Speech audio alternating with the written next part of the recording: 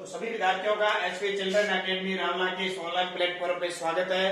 कक्षा 10 के विद्यार्थी और विषय सामाजिक विज्ञान, और इस सामाजिक विज्ञान में 90% प्लस नंबर के टारगेट को लेकर हम इस पर चर्चा कर रहे हैं। इसीलिए हमने इस ऑनलाइन प्लेटफॉर्म को स्टार्ट किया ताकि 10वीं क्लास के किसी भी सब्जेक्ट की पढ़ाई आप तक पहुंच सके। और जब तक विद्यालय लगता है, उम्मीद है कि अगले माह में हमारा विद्यालय लग सकता है, नहीं भी लग सकता तो फिर भी हम स्टार्ट कर रहे हैं। अध्याय प्रथम और बहुत ही बड़ा पाठ है स्वर्णिम भारत 1206 ईस्वी तक। आज हम जो वंश पढ़ेंगे उसका नाम है पाल वंश। कौन सा? पाल वंश। और ये पाल वंशों का राज कहां था, बस ये याद रखना, बंगाल की तरफ था। हम पीछे बढ़ गए हैं कन्नौज, ठीक है, कन्नौज के। तो पाल वंश है वो बंगाल में था। कहां पे था? बंगाल में। इसकी स्थापना जो हुई थी, इस पाल वंश की जो स्थापना की थी वो 750 ईस्वी में गोपाल ने की थी। 750 में गोपाल ने की थी। इस गोपाल के बाद जो शासक आता है उसका नाम होता है धर्मपाल। कौन होता है? धर्मपाल शासक होता है और ये सबसे प्रसिद्ध होता है। पाल वंश में आपसे पूछे सबसे प्रसिद्ध शासक कौन सा है, तो धर्मपाल है। इसी धर्मपाल ने 100 वर्षीय त्रिकोणीय संघर्ष में भाग लिया था। त्रिकोणीय संघर्ष किसके साथ हुआ था ये आपको पता है, ये कन्नौज है। कौन सा? कन्नौज। और आपको ये भी पता है कि हमने पढ़ा था हर्षवर्धन की मृत्यु कब हुई थी? 647 ईस्वी में। 647 ईस्वी में कन्नौज का शासक कौन था? हर्षवर्धन, उसकी मृत्यु हुई। इससे पहले ये जितने भी पाल, राष्ट्रकूट, प्रतिहार सब किसके नीचे काम करते थे? हर्षवर्धन के नीचे काम करते। जैसे इसकी मृत्यु हुई तो सब, क्योंकि सबसे ज्यादा उत्तर भारत में अगर कोई शक्तिशाली क्षेत्र था तो कन्नौज था, सबसे ज्यादा संपन्न था। तो इधर से तो पाल का कौन आया? धर्मपाल। इसने आक्रमण किया, अभी मुझे चाहिए कन्नौज। इधर से आए राष्ट्रकूट महाराष्ट्र की तरफ से, और राष्ट्रकूट की तरफ से आए, और इधर से आए। आगे बढ़ेंगे राष्ट्रकूट के बारे में। गुर्जर प्रतिहार, ठीक है, गुर्जर प्रतिहार का वत्स राज आया था। तो इस धर्मपाल ने इस त्रिकोणीय संघर्ष में भाग लिया था। किसके खिलाफ? गुर्जर प्रतिहार और राष्ट्रकूटों के खिलाफ लिया था। कहां पे?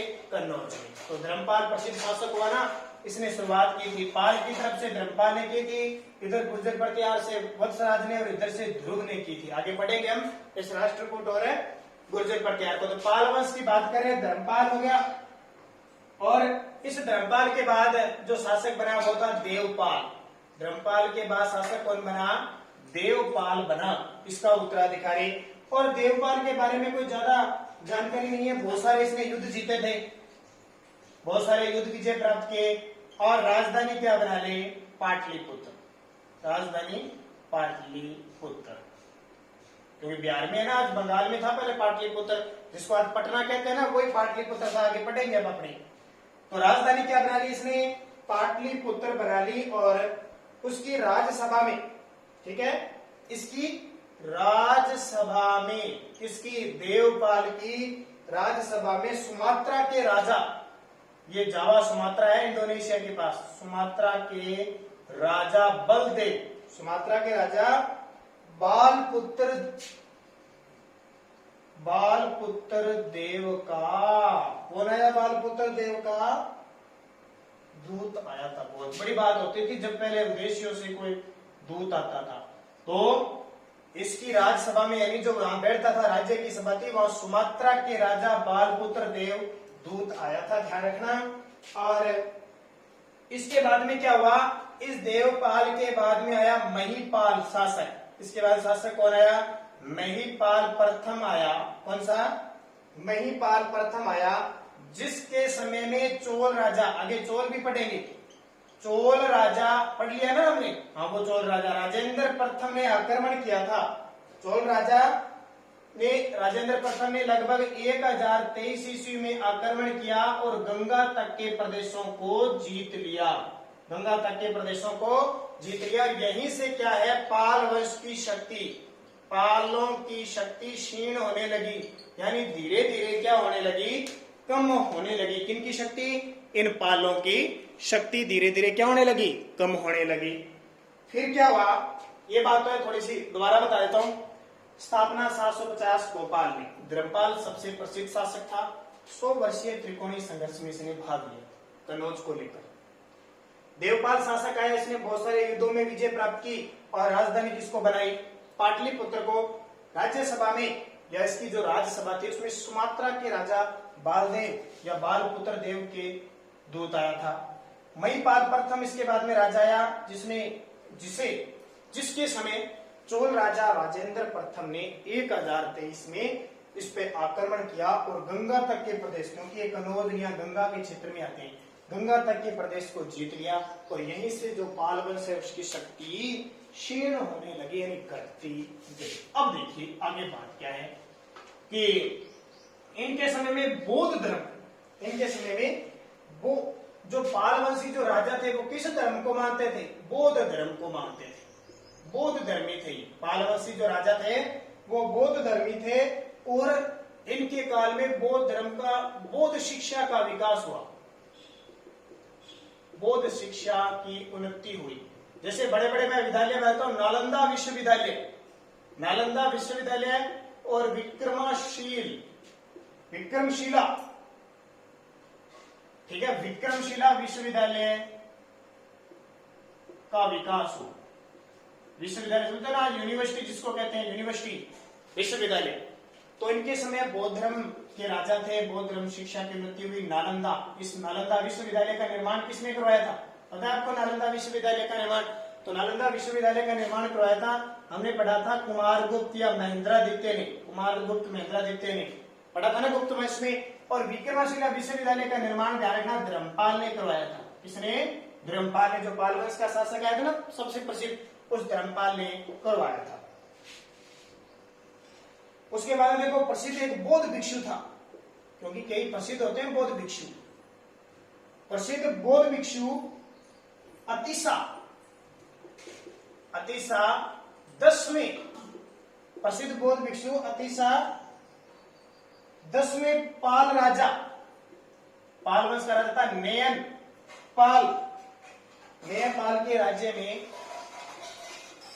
राज्य में तिब्बत के राजा के राज्यकाल में, तिब्बत के राजा के निमंत्रण पर,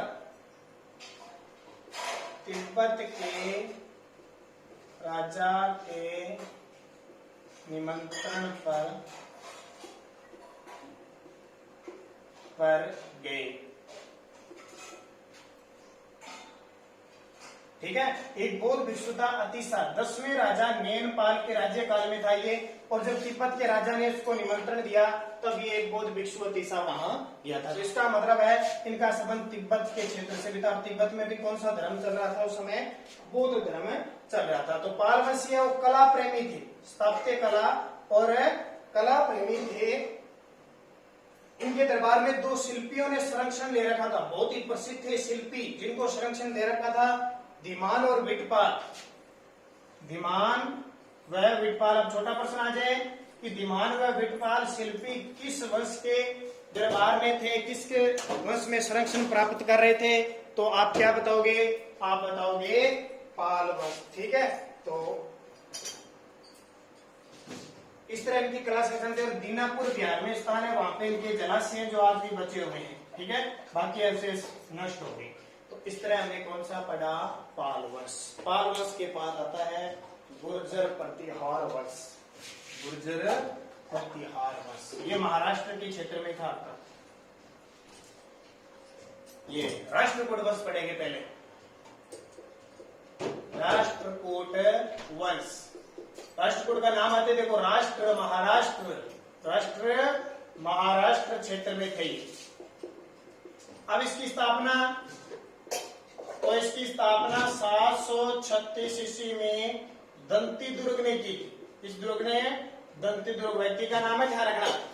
तो राष्ट्रकूट वंश की स्थापना 736 ईस्वी में दंती दुर्ग ने की थी। और राजधानी कौन सी बनाई? तो राजधानी बनाई नासिक। और नासिक कहां पे है? महाराष्ट्र में। राजधानी नासिक बनाई। इसके अलावा प्रारंभ में ये चालुक्यों के सामंत, चालुक्यों के सामंत यानी कहने का मतलब चालुक्यों के अधीन काम करते थे। चालुक्यों के सामंत थे, चालुक्यों के अधीन क्या करते थे, ये काम करते थे। इसके बाद शासक आए, क्योंकि बहुत सारे शासक आए थे इनके अंदर। तो इस दंती दुर्ग ने क्या किया, अंतिम चालुक्य शासक था कीर्ति वर्मा, आगे चालुक्य पढ़ेंगे, उसको हराकर और एक नया वंश कौन सा स्टार्ट किया, राष्ट्रकूट वंश। तो दक्षिण के चालुक्यों को समाप्त करके राष्ट्रकूट आए। अब दंती दुर्ग के बाद शासक आया कृष्ण प्रथम। कृष्ण प्रथम ने एलोरा का कैलाश मंदिर निर्माण करवाया। एलोरा के कैलाश मंदिर का निर्माण करवाया। ठीक है, एलोरा महाराष्ट्र में है, वहां एक कैलाश मंदिर है बहुत ही चर्चित। उसका निर्माण एक शासक आया था कृष्ण प्रथम ने, उसका निर्माण करवाया था। और उसके बाद में शासक आया वंश का चौथा शासक ध्रुव। मैंने अभी आपको थोड़ी सी ध्रुव की बात की थी। ये ध्रुव वही बात बार बार पढ़ेंगे। इसने क्या किया था, जो गुर्जर प्रतिहार वंश का शासक है वत्सराज को पराजित किया था। वत्सराज को देखो, वही कनौज को लेकर आक्रमण है ना, इधर से वत्सराज ने आक्रमण किया, इधर से धर्मपाल ने और इधर से ध्रुव ने। तो सबसे पहले वत्सराज ने जैसे आक्रमण किया तो ध्रुव अपनी सेना लेके आया, इस वत्सराज को हरा दिया। तो तीन हो गए ना, गुर्जर प्रतिहार, पाल और राष्ट्रकूट। तो चौथा शासक ध्रुव आता है, वो गुर्जर प्रतिहार के शासक वत्सराज को हरा देता है। और पांचवें शासक आते हैं, पांचवें शासक आते हैं कौन, तो पांचवें शासक का नाम था गोविंद तृतीय। गोविंद तृतीय आते हैं, वो क्या करते हैं, देखो दो व्यक्तियों को हरा देते हैं। एक तो जो राष्ट्रकूट का शासक होता है ये, एक होता है धर्मपाल जो पाल वंश का, और एक होता है गुर्जर प्रतिहार का नागभट्ट। इन दोनों को हरा देता है गोविंद तृतीय। क्योंकि 100 साल चलता ना युद्ध, कभी ये आता है कभी वो आता है कभी वो जीता, तीनों आपस में लड़ते रहते हैं। तो धर्मपाल ने आक्रमण किया, गोविंद तृतीय ने उसे हरा दिया, नागभट्ट को भी हरा दिया। तो ये लगातार युद्ध द्वितीय था, उसको हरा दिया। कभी जीतते रहे कभी हारते रहे, तो 100 साल ये युद्ध चला था। फिर क्या है, फिर छठा शासक आया अमोघ वर्ष। छठा शासक कौन सा आया, अमोघ वर्ष। ये शांति प्रिय शासक था भी। ठीक है, इसने कोई युद्ध वगैरह कुछ में भाग नहीं लिया, आराम से अपनी जनता के कल्याण के लिए काम किया और 64 वर्ष तक राज किया। ठीक है, जो शांति प्रिय होता है, अच्छा शासक होता है ना, वो लंबे समय तक राज करता है। देखो आजकल तो 64 वर्ष जीते हैं, और इस अमोघ वर्ष ने शांति प्रिय शासन किया, इसलिए 64 साल तक राज्य किया। और मान्य खेद या जिसको मालखेड़ कहते हैं, वो अपनी राजधानी बनाई। जो पहले राजधानी क्या थी, नासिक थी ना, अब राजधानी किसको बना ली, मान्य खेद को राजधानी बना ली। तो एक अरब यात्री है सुलेमान, अरब यात्री सुलेमान ने अमोघ वर्ष की तुलना या अमोघ वर्ष शासक है कि गणना विश्व के महान शासकों में, और वही कह रहा है विश्व के 4 महान शासकों में की, विश्व के 4 महान शासकों में की। ठीक है, अरब यात्री सुलेमान आया था इस समय, तो इसने कहा अमोघ वर्ष विश्व के 4 महान शासकों में गिने जाते हैं। तो ये इंपॉर्टेंट है। फिर आया कृष्ण तृतीय, कृष्ण, ठीक है, कृष्ण द्वितीय आया। फिर आया इंद्र तृतीय, कौन सा, कृष्ण द्वितीय, इंद्र द्वितीय आया। और इनके लगातार युद्ध चलते रहे। इनको जो एक महीपाल शासक आया था गुर्जर प्रतिहार, उसने हरा दिया।